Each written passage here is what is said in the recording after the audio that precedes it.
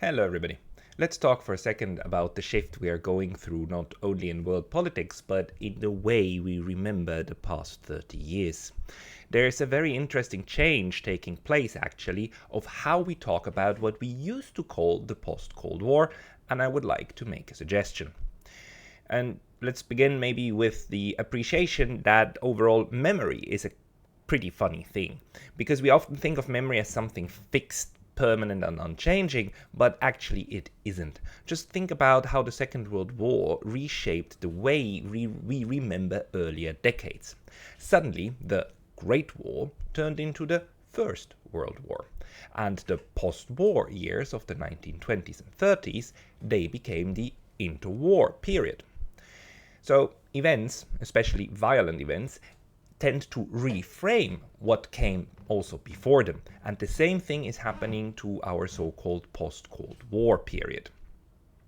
I was always uncomfortable with that term, post-Cold War, because it sounded so temporary, fragile, like a placeholder, and a bit, like something in between a sandwich, because everything post is also necessarily ante something else.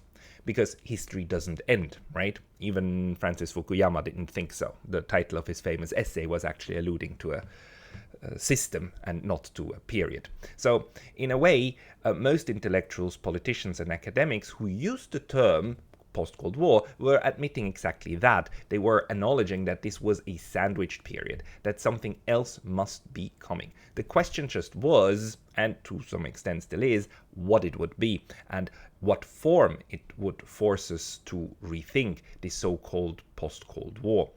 Now, for a while, it looked like the turning point had come already in 2001, with the attacks on the Twin Towers, 9/11 and so on, and the launch of the War on Terror. I mean, we all remember the famous War on Terror, right?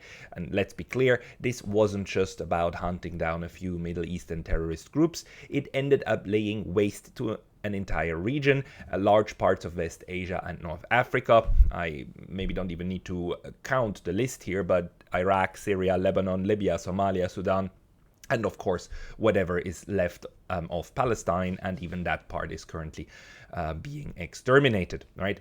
But even then, people still kept using this label of post-Cold War, and looking back now, it's also clear why. Because as big as the War on Terror was, it wasn't actually systemic. Yes, it shaped foreign policy, yes, it consumed resources and attention, but it did not reorder world politics. It didn't create a new architecture of international relations. It was never on the scale of a true systemic shift. For the past decade, I've had a fear though, and that's that one day we would look back at the years after 1991 as something like the second interwar period, a time between two cataclysms, if indeed a third world war is what ends it all. And some scholars are already actually saying that. Dmitry Trenin, for example, argues that we are already in a third world war, this time though in hybrid ways rather than mass armies, and that some parts of that war would be cold while others would be hot, and that it would be an extended period, but that it would require an all-out war effort, especially of Russia. Now others prefer to call what's currently going on a second Cold War, especially since Russia's special military operation in Ukraine began. And I will link a video that I already did about the arguments of Dmitry Trenin. So the bad news is that either of these two framings, that of a Third World War or a new Cold War, might turn out to be right. But even so, something else has become clearer now, that we have something of an endpoint of the post-Cold War, right?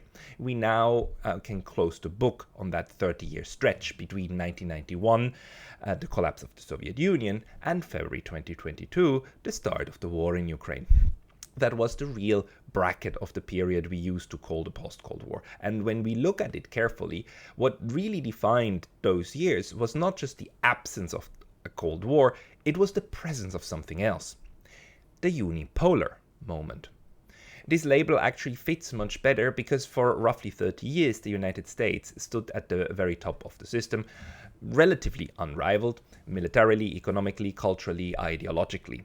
No one else came close, and the rest of the world adapted to that fact. If you just look at the reactions of Russia and China towards the wars in Yugoslavia, and how they even tended to go along with the war on terror, even Russia and China as well, and how the formation of the Shanghai Cooperation Organization actually contained a very, very strong element of this war on terror in the way that the SCO frames its own security component, and so on and so forth, right? There was no large systemic opposition to what was going on back then. The new world now is different, though. We see how large pushbacks are coming from the global south, from China, from Russia, and how the West is simply not able anymore to push through and the framings it has of what world politics is about and how it should be organized.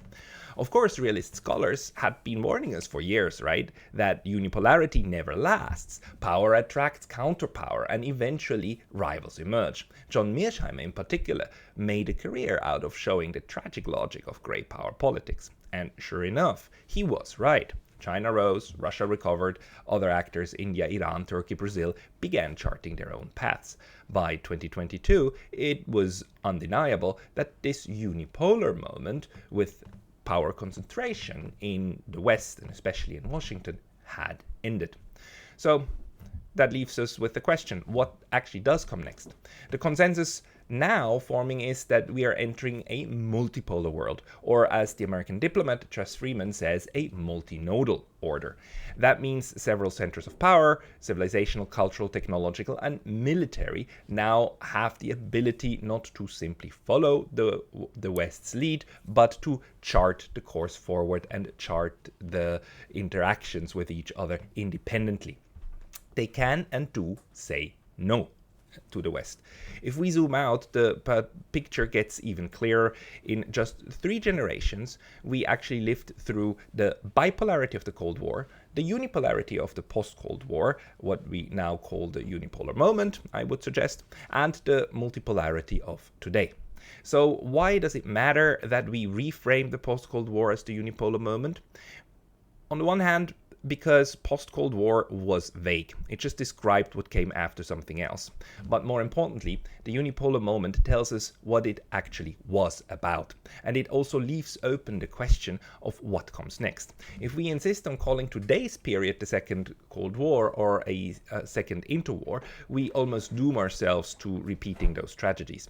But if we see the last 30 years as a unipolar moment, then the future is still unwritten.